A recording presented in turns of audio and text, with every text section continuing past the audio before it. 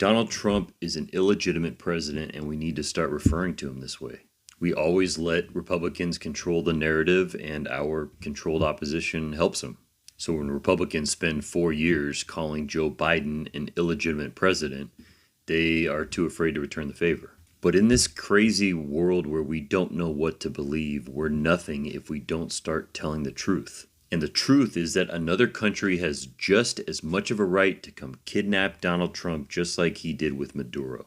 It starts, of course, with 2 impeachments, which should be enough. But there's in fact very little about this presidency that is legitimate, starting with the first one and the Russia probe and Mueller investigation. Donald Trump told then White House counsel Don McGahn to fire Robert Mueller and told him to lie about it. He pressured James Comey to let go of the Michael Flynn investigation, and he tried to push then Attorney General Jeff Sessions to unrecuse himself. You don't even need to get into the endless train of Russia connections to charge him with obstruction.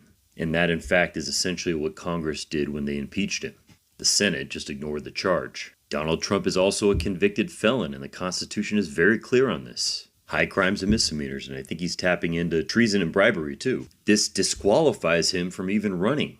These 34 felony counts were, of course, where he falsified business records for the hush money case. And then we have his second impeachment, which was even worse. The one for incitement of insurrection, where he tried to overthrow the U.S. government. He got police officers killed and couldn't be bothered when his supporters tried to hang the Vice President of the United States. And he actually had a majority in the Senate convict him for it. 7 Republicans joined in, but you need 2/3. With all of this, he was ineligible from even being on the ballot in 2024, if we actually had an honest Supreme Court. But he ran and now he's in.